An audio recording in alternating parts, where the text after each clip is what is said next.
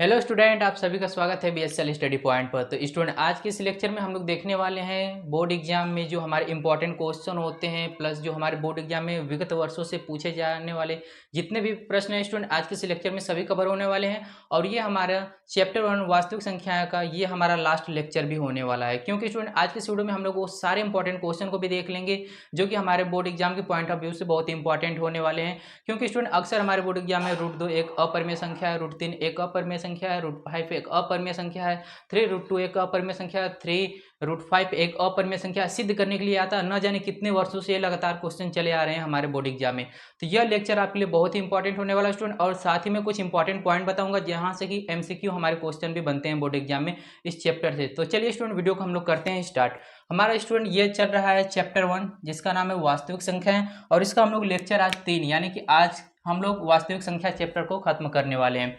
तो स्टूडेंट, आज की इस वीडियो में हम लोग बात करेंगे सबसे पहले परिमेय संख्या और अपरिमेय संख्या क्या होती है, क्योंकि स्टूडेंट कुछ पॉइंट है जो सिद्ध करने से पहले हमें पता होने चाहिए। ठीक है, तो सबसे पहले आज की इस वीडियो में हम लोग देखने वाले हैं स्टूडेंट परिमेय संख्या क्या होती है और अपरिमेय संख्या क्या होती है। परिमेय संख्या और अपरिमेय संख्या क्या होती है, दोनों को कंपेरिजन में देखेंगे स्टूडेंट। और इधर लिखते हैं अपरिमेय संख्या। अपरिमेय संख्या से भी संख्या कर देते हैं।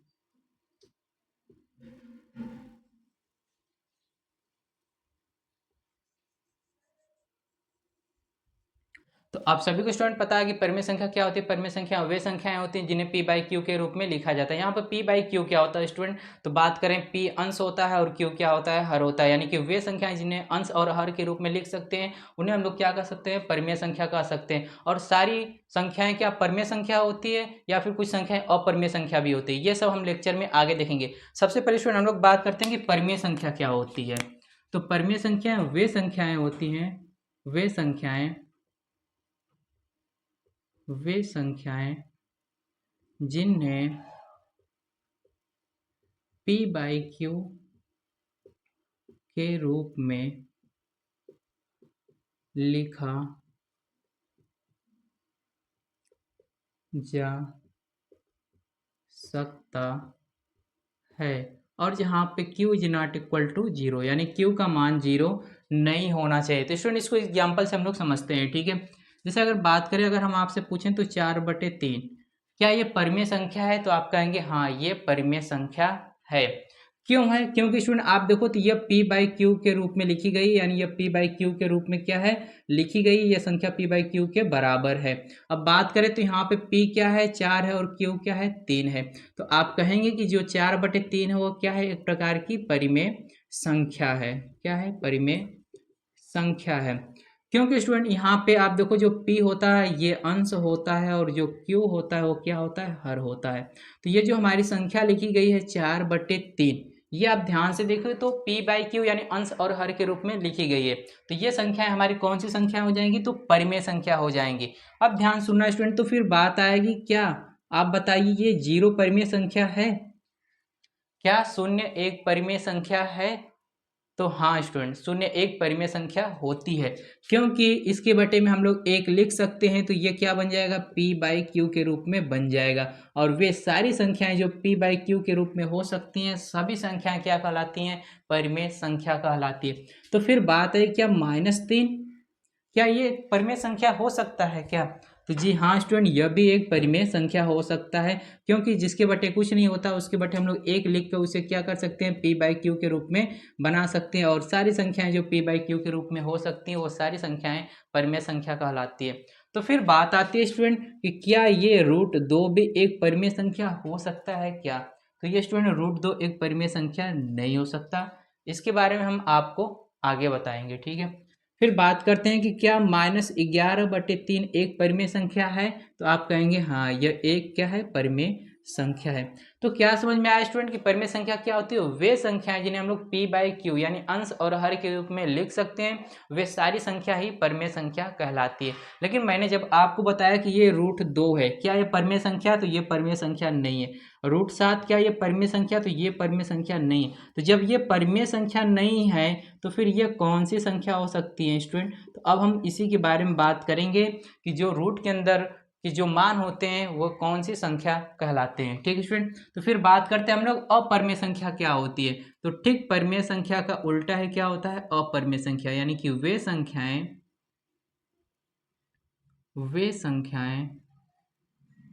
जिन्हें p/q के रूप में नहीं लिखा जा सकता, नहीं लिखा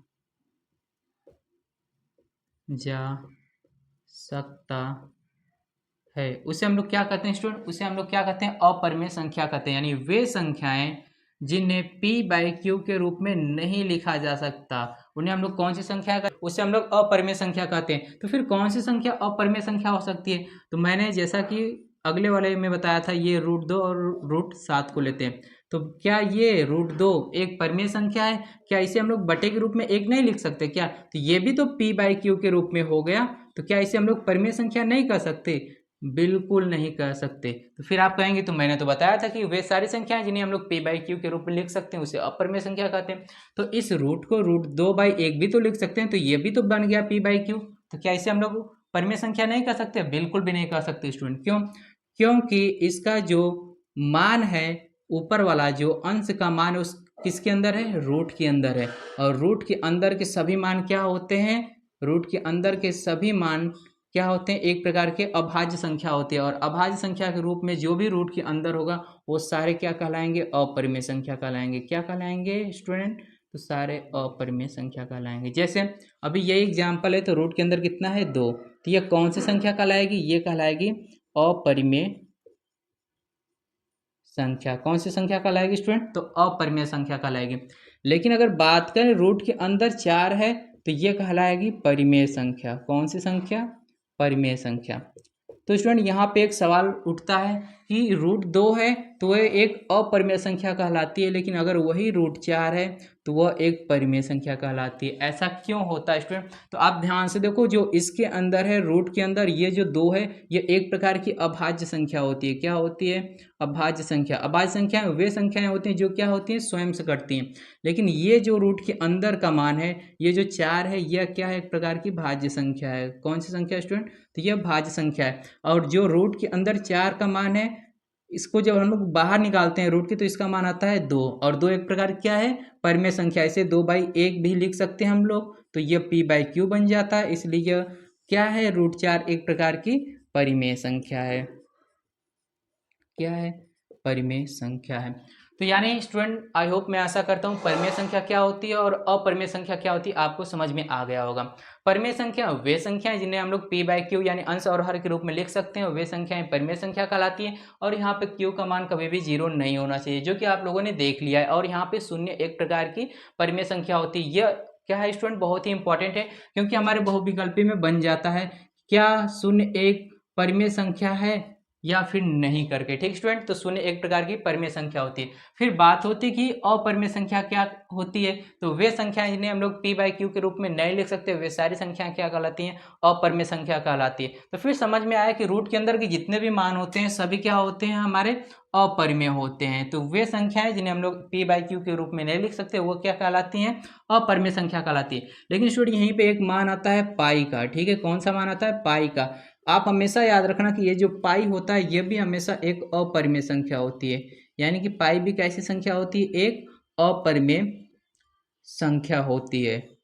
ठीक स्टूडेंट, कौन सी संख्या होती है? पाई एक अपरिमेय संख्या होती है। तो स्टूडेंट, अब हम लोग आगे कुछ इंपॉर्टेंट पॉइंट को समझते हैं, जो कि हमारे बोर्ड एग्जाम के पॉइंट ऑफ व्यू से बहुत ही इंपॉर्टेंट है। जिसमें हम लोग पहला पॉइंट क्या देखेंगे स्टूडेंट, उसको ध्यान सुनना आप लोग। ठीक है, क्या करते हैं हम लोग जब दो अपरिमेय संख्या को जोड़ते या फिर घटाते हैं? किसे?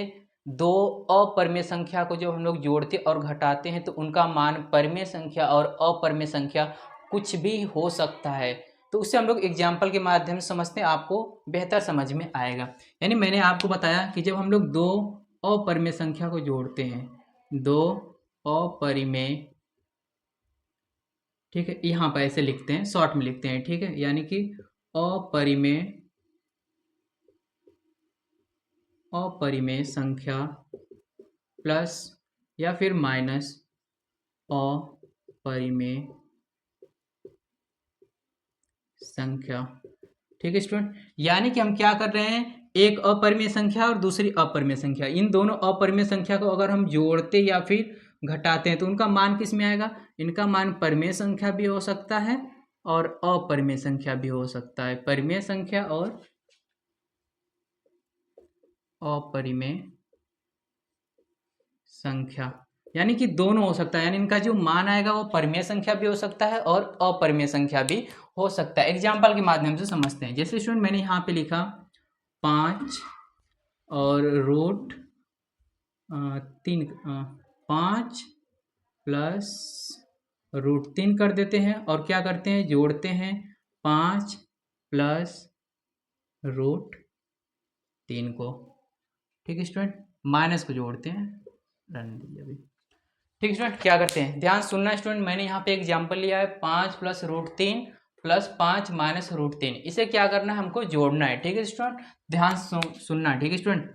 ये जो रूट 3 है प्लस और माइनस से हट जाएंगे और 5 5 कितने हो जाएंगे, तो आप कहेंगे 10। अब बताइए जो 10 है वो परिमेय संख्या है कि अपरिमेय संख्या, तो आप कहेंगे कि ये जो 10 है वो एक प्रकार क्या होती है, परिमेय संख्या होती है। क्या होती है, परिमेय संख्या होती है, ठीक स्टूडेंट, क्या होती है, एक परिमेय संख्या होती है। अब ध्यान समझना स्टूडेंट, ये जो 5 प्लस रूट 3 यह क्या है, एक प्रकार की अपरिमेय संख्या है। 5 माइनस रूट 3 यह भी एक प्रकार की अपरिमेय संख्या है। लेकिन जब हम इन्हें जोड़ते हैं तो इनका मान क्या आता है, 10 आता है, जो कि एक प्रकार क्या है, परिमेय संख्या है, ठीक है। तो अब फिर अपरिमेय संख्या का भी एग्जाम्पल देखते हैं, इसी में थोड़ा सा चेंज करते हैं, लिखते हैं 5 प्लस रूट 3 और माइनस कर देते हैं इसको 5 माइनस रूट 3, ठीक है स्टूडेंट। ये आपके सामने एक और एग्जांपल स्टूडेंट, 5 प्लस रूट 3 को हम क्या करें, अब घटा रहे हैं -5 माइनस रूट 3 से। तो ध्यान सुना स्टूडेंट, 5 प्लस रूट 3, ये माइनस अंदर आएगा तो ये प्लस का है, ये माइनस का 5 हो जाएगा, और ये क्या है, और ये माइनस का है तो क्या हो जाएगा, प्लस का रूट 3 हो जाएगा। अब देखो स्टूडेंट, तो ये प्लस का 5 और ये माइनस का दोनों कट जाएंगे और ये रूट 3 और रूट 3 कितने हो जाएंगे, 2 रूट 3 हो जाएंगे। तो अब ध्यान से देखो स्टूडेंट, तो ये जो 2 रूट 3 है ये क्या है, ये एक प्रकार की अपरिमेय संख्या है। कौन सी संख्या है, तो अपरिमेय संख्या है, ठीक है स्टूडेंट। तो जो मैंने आपको बताया था ठीक उसी के आधार पर मैंने आपको दो एग्जाम्पल भी कराए कि अगर हम दो अपरिमेय संख्या को जोड़ते या फिर घटाते हैं तो उनका जो मान प्राप्त होता है वो परिमेय संख्या भी हो सकता है और अपरिमेय संख्या भी हो सकता है, दोनों हो सकता है। तो आई होप स्टूडेंट, मैं आशा करता हूं कि आपको समझ में आ गया होगा। अब बात करते हैं कि जब हमारे पास दो अपरिमेय संख्या होगी और उसे अगर उसका हम गुणा करें या फिर भाग करें तो फिर हमें क्या मान प्राप्त होगा।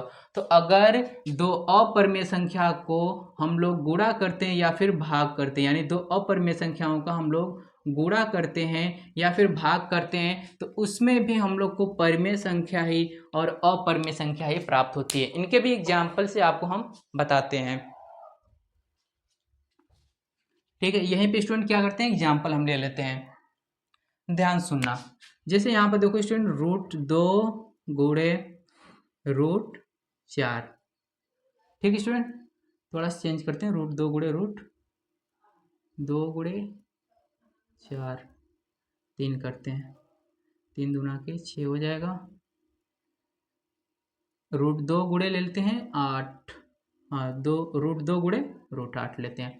अब ध्यान सुनना स्टूडेंट, क्या करते हैं, हम इनका गुणा करते हैं, यानी रूट 2 गुणे रूट 8, इस संख्या का हम लोग आपस में गुणा करेंगे तो क्या हमें प्राप्त होगा, 8 दूना के कितना हो जाएगा स्टूडेंट, 16। तो आप कहेंगे रूट के अंदर हमें आया 16। और एक और एग्जाम्पल लेते हैं, रूट 2 गुणे रूट 3 का, ठीक है स्टूडेंट। तो अब यहाँ पर आप गुणा करेंगे तो क्या हो जाएगा, 3 दूना के 6 हो जाएगा, तो ये रूट में कितना हो गया, 6 हो गया। अब ध्यान समझना स्टूडेंट, हमने रूट 2 हमारा कैसा, एक अपरिमेय संख्या, रूट 8 कैसा, एक अपरिमेय संख्या। और यहाँ पे √2 भी एक अपरिमेय संख्या और √3 भी एक अपरिमेय संख्या। लेकिन अगर बात करते हैं स्टूडेंट, तो हमने इनका गुणा किया 8 और 2 का, तो कितने हो गए, रूट के अंदर 16, और रूट के अंदर 16 का मान कितना होता है, तो आप कहेंगे ये 4 का वर्ग होता है। लेकिन ये 6 किसी का होता है, नहीं होता, तो इसे क्या लिख सकते हैं हम लोग, लिख सकते हैं रूट के अंदर ऐसे ही 6 रहने देंगे। ठीक है, तो आप ध्यान से देखो स्टूडेंट, मैंने क्या किया, दो अपरिमेय संख्या का जब गुणा किया तो परिमेय संख्या भी प्राप्त हुआ, अपरिमेय संख्या भी। यानी ये जो 4 है ये कौन सी संख्या है, ये परिमेय संख्या है। लेकिन √6 कैसे संख्या है, तो ये एक प्रकार की अपरिमेय संख्या है। तो फिर बात करेंगे स्टूडेंट सबसे इंपॉर्टेंट टॉपिक की, जो हम लोग जाते हैं जब रूट वाले सवाल को सिद्ध करने के लिए, तो वो हमें आना चाहिए, जिसे बोलते हैं सअभाज्य संख्या। यानी कि तो फिर सअभाज्य संख्या क्या होती है स्टूडेंट, तो सअभाज्य संख्याएं वे संख्याएं होती हैं जिनका मसक केवल 1 आता है। यानी कि सअभाज्य संख्याएं वे संख्याएं होती हैं जिनका मसक 1 होता है, केवल 1 होता है और कुछ भी नहीं होता है, वे संख्याएं सअभाज्य संख्या कहलाती हैं। तो सबसे पहले स्टूडेंट हम लोग समझेंगे कि सअभाज्य संख्या क्या होती है। ठीक है, तो लिखते हैं हम लोग सअभाज्य संख्या को।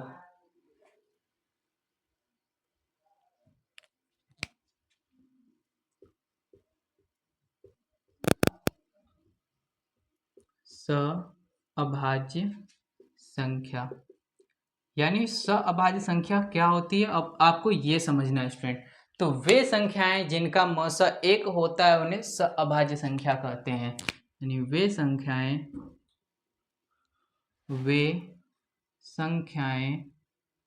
जिनका मसक 1 होता है, यानी कि वे संख्याएं जिनका मसक 1 होता है सअभाज्य संख्या कहते हैं। तो बात करेंगे कुछ संख्याओं को लेकर हम लोग, जैसे यहाँ पे 12 और 21, इसका मसक कितना होगा। अगर बात करेंगे 12 और 21 का मसक कितना होगा, तो हमने आपको बता रखा है कि मसक कैसे निकाला जाता है। तो सबसे पहले स्टूडेंट आप उस संख्या को उठाएंगे जिससे कि ये 12 और 21 दोनों कटते हैं। तो यहाँ पे लास्ट में 2 है, तो 2 से काटेंगे तो 12 कट जाएगा, लेकिन 21 कटेगा नहीं, कटेगा। लेकिन हम क्या करते हैं, फिर 3 को लेते हैं, तो 3 से 12 भी कटेगा और 3 से 21 भी कटेगा। तो 3 चौको 12 और 3 साते 21। क्या अब ये 4 और 7 किसी संख्या से कट सकते हैं, नहीं कट सकते, क्योंकि स्टूडेंट हमें यहाँ पे ये जो 7 है एक प्रकार कैसी संख्या, ये एक प्रकार की अभाज्य संख्या है। तो आगे ये दोनों किसी भी मान से नहीं कटने वाले हैं, तो फिर हमारा मसक कितना हो जाएगा, तो फिर हमारा मसक हो जाएगा 3। तो मसक क्या हो जाएगा, 3। तो अगर हम आपसे बात करें तो क्या बताइए, 12 और 21 अगर बात करें तो बताइए 12 और 21 क्या सअभाज्य संख्या है। अगर हम आपसे पूछें कि बताइए 12 और 21 क्या सअभाज्य संख्या है, तो आप कहेंगे बिल्कुल भी नहीं है, क्योंकि स्टूडेंट इसका मसक कितना आ रहा है, 3, और सअभाज्य संख्याओं का मसक केवल कितना आना चाहिए, 1 आना चाहिए। ठीक है, तो फिर बात करते हैं कोई और संख्या उठाते हैं। हमने यहाँ पे लिया 42 और ले लेते हैं 45। तो फिर आप इसका भी निकालिए, तो आप कहेंगे कि ये 2 से तो नहीं कटने वाले हैं, क्योंकि 5 2 में नहीं आता। 3 से देखें तो 3 से शायद कट जाएंगे, 3 से काटते हैं तो 3 एकम 3, 3 चौको 12, और इधर काटेंगे तो 3 एकम 3, 3 पाँचे 15। अब ये 14 और 15 नहीं कटने वाले हैं किसी एक संख्या से जिसके अंदर 14 भी आया और 15 भी आया, ये इम्पॉसिबल है। तो फिर बताइए 42 और 45 का मसा कितना आया, तो आप कहेंगे कि 42 और 45 का मसा आया 3। तो अगर हम आपसे पूछें तो बताइए क्या ये 3 सअभाज्य संख्या, तो आप कहेंगे बिल्कुल भी नहीं है, क्योंकि स्टूडेंट इसका मसक कितना आ रहा है, 3, और सअभाज्य संख्याओं का मसक केवल आना चाहिए 1। तो फिर लेते हैं सअभाज्य संख्या के लिए कोई एक मान। यहाँ पर हम ले लेते हैं 12 ले लेते हैं, चलिए 5 और 10 ही लेते हैं। चलिए स्टूडेंट 5 और 10 ही लेते हैं। तो आप देखिए 5 तो केवल 5 से ही कटेगा, 10 जो 2 से कट जाएगा। ठीक है, लेकिन अगर बात करें तो ये 5 से भी कट जाएंगे, तो हम 5 से इसे काटते हैं, तो 5 एकम 5 और ये 5 दूना के 10। तो बताइए 5 और 10 का मसा कितना है, तो आप कहेंगे 5 और 10 का मसा आ गया 5। तो क्या यह सअभाज्य संख्या, तो 5 और 10 भी सअभाज्य संख्या नहीं है। तो अब लेते हैं कोई एक सअभाज्य संख्या, जैसे मान लीजिए यहाँ पे लेते हैं 12 और ले लेते हैं 17। क्या लेते हैं, 12 और 17 लेते हैं। तो अगर हम आपसे पूछें कि 17 क्या किसी भी संख्या से कट सकता है, तो नहीं कट सकता, वो कटेगा तो केवल स्वयं से कटेगा। तो 17 तो अभाज्य संख्या हो गया, लेकिन 12 2 से भी कटेगा, 3 से भी कटेगा, 4 से भी कटेगा, लेकिन 17 कटने वाला है, नहीं कटने वाला। तो फिर इनका मसा कितना आएगा, तो फिर इनका मसा आएगा 1। इनका मसा कितना आएगा, केवल 1 आएगा। तो आप कह सकते हैं कि ये जो 12 और 17 ये कैसी संख्या है, तो ये सअभाज्य संख्या है। तो आई होप स्टूडेंट, मैं आशा करता हूँ कि सअभाज्य संख्या क्या होती है आपको समझ में आ गया होगा। सअभाज्य संख्या वे संख्याएं होती हैं जिनका मौसक केवल 1 आता है, यानी कि वह किसी से भी काटें तो उनका मौसक केवल 1 आना चाहिए और कुछ भी नहीं आना चाहिए, तो वो केवल 1 से ही कटेंगे और तो किसी से कट ही नहीं सकती। बाकी ये जो सारे मैंने आपको एग्जाम्पल बताया ये सभी सअभाज्य संख्याएं बिल्कुल भी नहीं है। तो अब स्टूडेंट बारी आती है सबसे इंपॉर्टेंट क्वेश्चन को सॉल्व करने के लिए, जिसमें हम लोग देखेंगे √2 एक अपरिमेय संख्या है, √3 एक अपरिमेय संख्या है, √5 एक अपरिमेय संख्या और √7 एक अपरिमेय संख्या, और ऐसा कोई साल नहीं जिसमें ये क्वेश्चन पूछे न जाते हो। तो चलिए स्टूडेंट अब हम लोग देखते हैं। सबसे पहले देखेंगे हम लोग √2 एक अपरिमेय संख्या है सिद्ध कैसे करें। तो चलिए स्टूडेंट हम लोग देखते हैं सबसे इंपॉर्टेंट टॉपिक के बारे में, जो कि हमारे बोर्ड एग्जाम के लिए इतना इंपॉर्टेंट है जितना हम आप लोग सोच भी नहीं सकते हो। ठीक है स्टूडेंट, यह अगर हम कहें तो आप लोग जितना चाहे स्टार लगाकर इसे आप लोग क्या करना, वेरी इंपॉर्टेंट करके नोट करके रख लेना, क्योंकि स्टूडेंट ये ऐसा कोई साल नहीं आता जहां से ये क्वेश्चन पूछा ना जाए। बात करें अगर हम ज़्यादा नहीं उठाते, 19, 20, 21, 22, आप चाहो तो पूरा ले लो, यहाँ तक 25 तक का पूरा ले लो। ये इतना इंपॉर्टेंट है स्टूडेंट हम लोग के लिए, इतना इंपॉर्टेंट है जितना कि हम लोग सोच नहीं सकते। बस क्या चेंज होता है, यहाँ पे √2 है तो यहाँ पे हो सकता है √2 की जगह √3 हो सकता है, √5 हो सकता है और √7 हो सकता है। इससे अलग भी नहीं आता स्टूडेंट, केवल इतना ही आता है। या तो यहाँ पर मैं आपको √2 सिद्ध कराने जा रहा हूँ तो यहाँ पे आ जाएगा √3, √5 और √7 करके, और कहें स्टूडेंट तो ये 2 नंबर पूरे आपके पक्के कर देगा बोर्ड एग्जाम में। ठीक है स्टूडेंट, तो चलिए मैं आपको बताता हूँ कि सिद्ध कीजिए कि √2 एक अपरिमेय संख्या आप लोग कैसे सिद्ध करिएगा। ठीक है स्टूडेंट, तो सबसे पहले हमें सिद्ध क्या करना है स्टूडेंट, तो हमें सिद्ध करना है कि √2 एक अपरिमेय संख्या है। तो क्या करते हैं हम, ठीक इसका विपरीत मानते हैं, यानी कि √2 एक परिमेय संख्या। तो अब हल करना स्टार्ट करते हैं। तो हल में सबसे पहले स्टूडेंट लिखेंगे कि माना √2 एक परिमेय संख्या है, एक परिमेय संख्या है। जब ये परिमेय संख्या हो सकती है तो मैंने आपको अभी क्या बताया कि परिमेय संख्या को हम लोग p/q के रूप में लिख सकते हैं, जिसे p/q के रूप में लिखा जा सकता है। स्टूडेंट जैसे मैं आपको बता रहा हूँ ऐसे ही आपको पूरे बोर्ड एग्जाम में लिखना है, और ये रटने वाली कोई चीज़ है नहीं, सिंपल सी बात है। मैंने आपको बताया कि सिद्ध कीजिए कि √2 एक अपरिमेय संख्या, तो आप क्या करेंगे, आप मानेंगे कि √2 एक परिमेय संख्या है। तो मैंने आपको अभी बताया कि परिमेय संख्या को हम लोग p/q के रूप में लिख सकते हैं, तो वही तो मैंने लिखा है, जैसे p/q के रूप में लिखा जा सकता है। तो यहाँ पे √2 बराबर कितना हो जाएगा स्टूडेंट, तो √2 बराबर हो जाएगा p/q, क्या हो जाएगा, p/q हो जाएगा। तो अब कुछ कंडीशन होंगे उसे ध्यान सुनना स्टूडेंट। यहाँ पर p और q क्या है, p और q सअभाज्य है, p और q सअभाज्य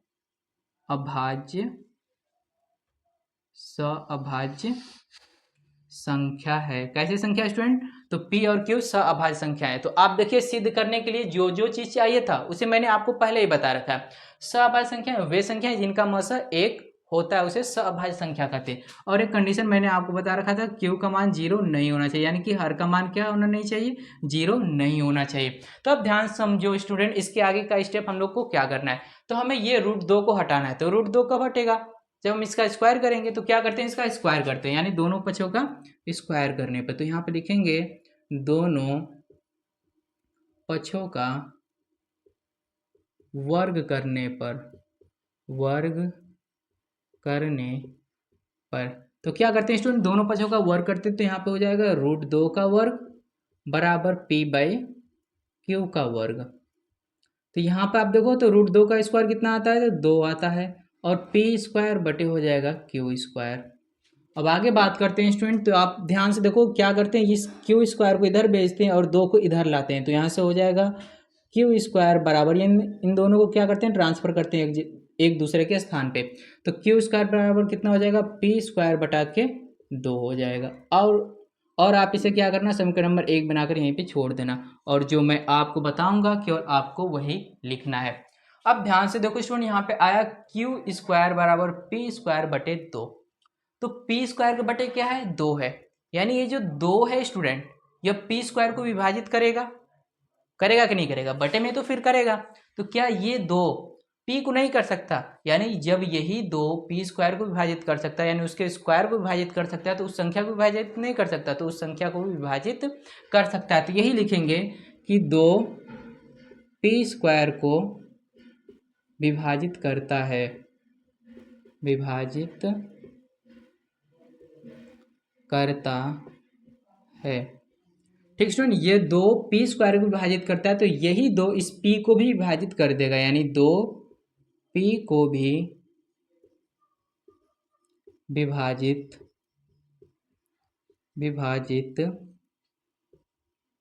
करता है।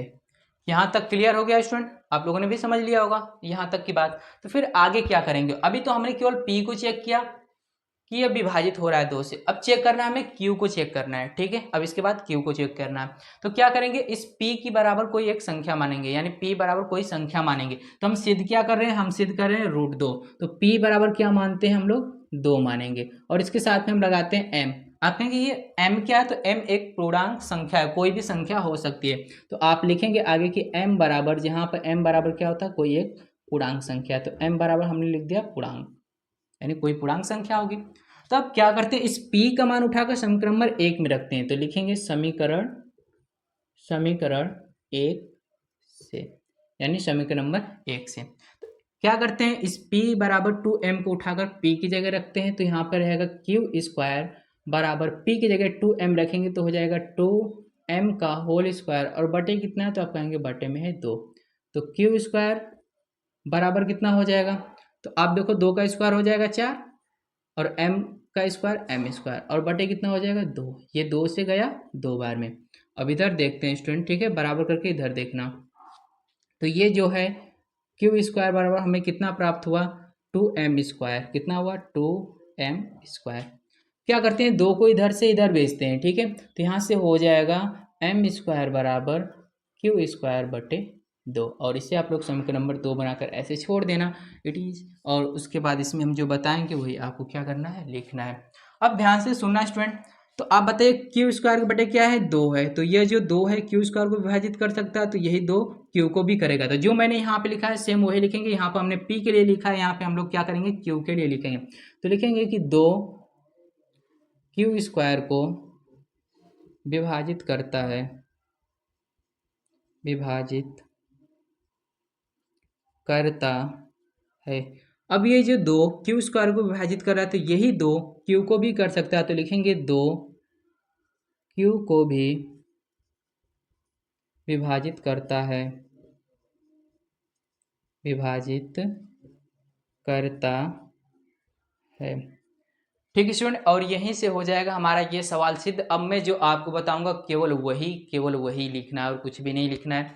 ध्यान सुनो स्टूडेंट, हमने कुछ भी नहीं किया। हमने क्या किया, हमें सिद्ध करना था कि √2 एक अपरिमेय संख्या है। तो हम लोग इसका ठीक विपरीत मानेंगे कि √2 एक परिमेय संख्या है। जब परिमेय संख्या है तो उसे p/q के रूप में लिख सकते हैं। तो हमने लिखा √2 बराबर p/q।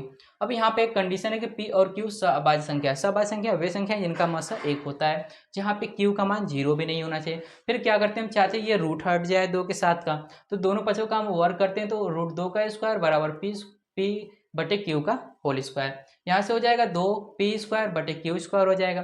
तो क्या करते हैं, यहाँ पे ट्रांसफर करते हैं, तो क्यू स्क्वायर बराबर हो जाता है p स्क्वायर बटा के 2। ये समीकरण नंबर 1। अब उसके बाद स्टूडेंट ध्यान सुनो, तो ठीक है, ये जो 2 है p स्क्वायर को विभाजित करता है, तो 2p को भी विभाजित करेगा। ठीक है, क्योंकि स्टूडेंट आप देखो ध्यान से, तो ये 2p स्क्वायर को काट सकता है, तो 2p को भी काट सकता है। यहाँ पर हम क्या करेंगे, अब हमें q को भी सिद्ध करना है। तो क्या करेंगे, p बराबर 2m मानेंगे, जहाँ पे m एक पूर्णांक संख्या होती है। तो समीकरण नंबर 1 में p का मान रखेंगे, तो p की जगह हमने रखा 2m, इसका स्क्वायर करेंगे तो 4m स्क्वायर आएगा। क्या करेंगे, 2 से 4 जाएगा 2 बार में, तो q स्क्वायर बराबर 2m स्क्वायर प्राप्त हुआ। यहाँ से क्या करेंगे, 2 को उधर भेजेंगे तो m स्क्वायर बराबर q स्क्वायर 2 आ गया। ठीक है, अब ध्यान से देखो, तो ये जो 2 है क्यू स्क्वायर को विभाजित कर रहा है, तो यही 2 क्यू को भी करेगा। तो वही मैंने यहाँ पे केवल लिख रखा है और कुछ भी नहीं लिख रखा है। अब बात आएगी स्टूडेंट की जो मैं आपको लाइन बताने जा रहा हूँ वही लाइन केवल आपको लिखनी है, उसके सिवा आपको और कोई भी लाइन नहीं लिखनी है। ये लाइट नहीं आ रहा है, ठीक है। तो अब देखो स्टूडेंट, आपको क्या लिखना है, अतः P और Q का एक उभयनिष्ठ उभयनिष्ठ गुणनखंड कौन है? दो है। एक उभयनिष्ठ गुणनखंड दो है, क्योंकि स्टूडेंट हमने देखा कि ये जो दो है P को भी विभाजित कर रहा है और यही दो Q को भी विभाजित कर रहा है, ठीक है। तो ये जो P और Q का एक उभयनिष्ठ गुणनखंड क्या है? दो है, ठीक है स्टूडेंट। तो अब हम आगे क्या लिखेंगे? अतः इससे ठीक है विरोधाभास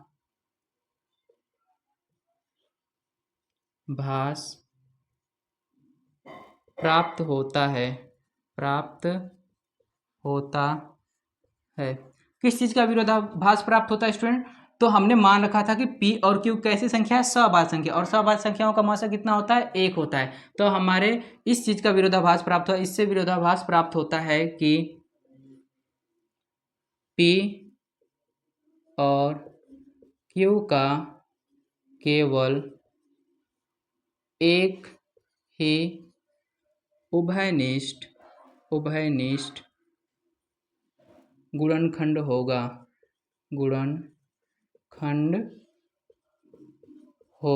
यही हमने मान रखा था कि P और Q का केवल एक ही उभयनिष्ठ गुणनखंड होगा, क्योंकि हमने सहभाज्य संख्या मान रखा था। सहभाज्य संख्या का गुणनखंड केवल एक ही होता है, कुछ भी नहीं होता है। अतः हम लिखेंगे अतः हमारी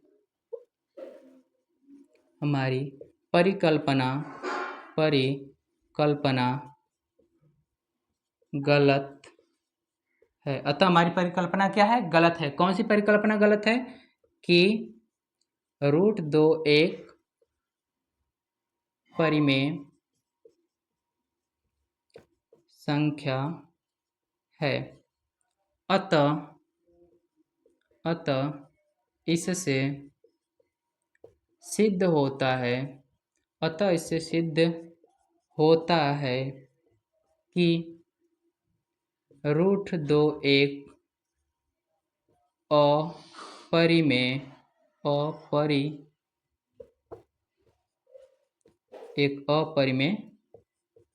संख्या है। ठीक है स्टूडेंट, ये आपको देखने में बहुत लंबा लग रहा है, लेकिन ये कुछ भी नहीं है। ये मैंने क्या लिखा अभी आपको बताते हैं।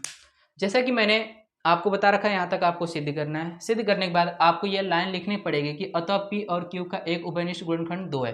क्यों दो है? क्योंकि स्टूडेंट ये जो दो है P को भी काट रहा है और Q को भी काट रहा है, तो उभयनिष्ठ गुणनखंड दो हो गया कि नहीं हो गया? हो गया। तो इससे विरोधाभास प्राप्त होता है। किस चीज का विरोधाभास? क्योंकि हमने मान रखा था P और Q सहभाज्य संख्या, और सहभाज्य संख्याओं का मौसा केवल एक होता है। अतः ठीक है कि P और Q का केवल एक ही उभयनिष्ठ गुणनखंड होगा, ये हमने मान रखा था। अतः हमारी क्या हो गई? परिकल्पना गलत हो गई। जब हमारी परिकल्पना गलत होगी तो √2 बताइए कैसे परिमेय संख्या हो सकता है? नहीं हो सकता। तो लिखेंगे कि √2 एक परिमेय संख्या है। अतः इससे सिद्ध होता है कि √2 एक अपरिमेय संख्या। केवल यही आपको लिखना है स्टूडेंट, और आपको पूरे बोर्ड एग्जाम में फुल मार्क्स मिल जाएंगे। कुछ भी नहीं करना है। अगर मानकर चलिए आप √2 की जगह 3 आ जाता है, 4 आ जाता, सॉरी √2 की जगह 3 आ जाए, 5 आ जाए और 7 आ जाए, तो क्या करेंगे? जहां जहां पर मैंने 2 रख रखा है वहीं पे आपको क्या करना होगा स्टूडेंट? केवल आपको 3, 5, 7 रखना होगा और कुछ भी नहीं। जैसे यहाँ पर हमने P बराबर 2m माना, तो आप अगर √3 को सिद्ध करेंगे तो 3 रखेंगे, 5 को सिद्ध करेंगे तो यहाँ पे 5 रखेंगे, और कुछ भी नहीं रखने वाले। यहाँ पर बटा में 3 वाला सिद्ध करेंगे तो 3 रखेंगे, 5 वाला सिद्ध करेंगे तो 5 रखेंगे, और कुछ भी नहीं करना। ऐसे करके स्टूडेंट आप बहुत ही आसानी से इसे सिद्ध कर सकते हैं। अगर स्टूडेंट आप इसका स्क्रीनशॉट लेना चाहते हैं तो आप इसका स्क्रीनशॉट भी ले सकते हो। तो स्टूडेंट हम लोग आगे देखते हैं। आगे भी एक ऐसा सिद्ध करने वाला सवाल है जो कि आपके बोर्ड एग्जाम में आता रहता है, और देखिए कितनी बार आया है। ठीक है, ये हमारे बोर्ड एग्जाम में 20 में आया है, 22 में आया है, 24 में आया है, यानी कि ये लगातार आ रहा है एक साल के गैप के बाद। वो क्या सिद्ध करना है स्टूडेंट? तो सिद्ध कीजिए कि √2 एक क्या है? अपरिमेय संख्या। यही हमें सिद्ध करना है कि सिद्ध कीजिए कि 3√2 एक अपरिमेय संख्या। तो ये भी हमारे लिए क्वेश्चन क्या है स्टूडेंट? बहुत ही वेरी इंपॉर्टेंट क्वेश्चन है। ठीक है, तो इसे भी आपको देखना होगा कैसे सिद्ध करना है। ठीक है, तो जैसा कि मैंने आपको बता रखा है √2 और √3 के लिए, वैसे ही आपको इसमें भी करना होगा स्टूडेंट। आपको मानना पड़ेगा कि यह एक प्रकार क्या है? परिमेय संख्या। तो मानेंगे हम लोग कि माना 3√2 एक परिमेय संख्या है। ठीक है स्टूडेंट, जब परिमेय संख्या है तो परिमेय संख्या को हम लोग P/Q के रूप में लिख सकते हैं। तो जिससे P/Q के रूप में लिखा जा सकता है, यानी जिसे p बाई क्यू के रूप में लिखा जा सकता है। तो हम क्या करेंगे स्टूडेंट, हमने माना है कि 3√2 एक परिमेय संख्या है, तो इसे p बाई क्यू के रूप में हम लोग लिख सकते हैं। अब p बाई क्यू के रूप में लिख सकते हैं स्टूडेंट, तो यहाँ पर हम लोग लिखेंगे कि p और q कैसी संख्या है, तो सअभाज्य संख्या, p और q सअभाज्य संख्या है। जो मैंने आपको √2 में बता रखा था, अभी सारा स्टार्टिंग का प्रोसेस वैसा ही रहेगा, p और q सअभाज्य संख्या है। उसके बाद यहाँ पे स्टूडेंट q का मान क्या होना चाहिए, q का मान 0 नहीं होना चाहिए। तो आप ध्यान से देखो स्टूडेंट, तो 3 इधर गुणा में इधर आकर क्या हो जाएगा, भाग में हो जाएगा। तो इधर √2 बराबर कितना हो जाएगा, p/3q हो जाएगा। ठीक है, अब ध्यान से स्टूडेंट समझना जो मैं आपको बताने जा रहा हूँ। अब p/3q क्या ये एक परिमेय संख्या है, तो आप कहेंगे हाँ यह एक परिमेय संख्या है।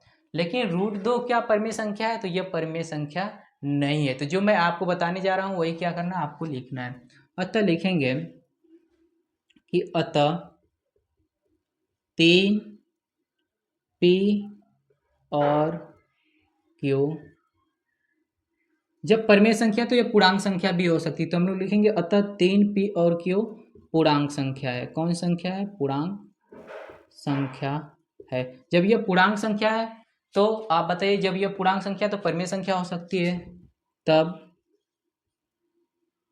p/3q एक परिमेय संख्या है, परिमेय संख्या है। ध्यान सुना स्टूडेंट, मैंने कुछ भी अभी तक नहीं लिखा है, मैंने यही लिखा कि p/3q एक परिमेय संख्या है। क्यों, क्योंकि 3p और q क्या है, पूर्णांक है। जब ये पूर्णांक है तो ये क्या हो सकती है, परिमेय संख्या हो सकती है। लेकिन अभी हम पीछे सिद्ध करके आए हैं कि क्या √2 एक परिमेय संख्या है, तो कहेंगे नहीं है। तो वही आपको आगे लिखना है, परिमेय। यहाँ पर हमने लिखा है तब p/3q एक परिमेय संख्या है तथा लेकिन, आप लेकिन लिखना, ठीक है, लेकिन इस तथ्य का विरोधाभास प्राप्त होता है कि √2 एक परिमेय संख्या है। ठीक है स्टूडेंट, क्या लिखेंगे, लेकिन इस तथ्य का विरोधाभास प्राप्त होता है कि √2 एक परिमेय संख्या है, क्योंकि हमने पहले से भी सिद्ध कर रखा है कि √2 एक अपरिमेय संख्या है। तो लिखेंगे अतः 3√2 एक अपरिमेय संख्या है, एक अपरिमेय संख्या है। और ये बहुत ही स्टूडेंट आसान है, आप ध्यान से देखना, बस यहीं तक, कुछ भी नहीं करना था, बस यहीं पे हम लोग कर देंगे खत्म। क्या है स्टूडेंट कि आपको मानना पड़ेगा कि 3√2 एक परिमेय संख्या है, जिसे हम लोग p/q के रूप में लिख सकते हैं। तो 3√2 एक p/q के रूप में लिख दिया हमने, जो कंडीशन थी सेम वही थी। तो यहाँ पे √2 बराबर p/3q हो गया। आप देखो ध्यान से, तो p/3q जो है ये एक क्या है, एक परिमेय संख्या है, क्योंकि 3p और q क्या है, पूर्णांक है। लेकिन अभी हम पीछे सिद्ध करके आए हैं कि इस तथ्य का विरोधाभास प्राप्त होता है कि √2 एक परिमेय संख्या। अभी हम लोगों ने सिद्ध करके आया कि √2 एक क्या है, अपरिमेय संख्या है। तो यहाँ से हो जाएगा अतः 3√2 एक अपरिमेय संख्या हो जाएगी।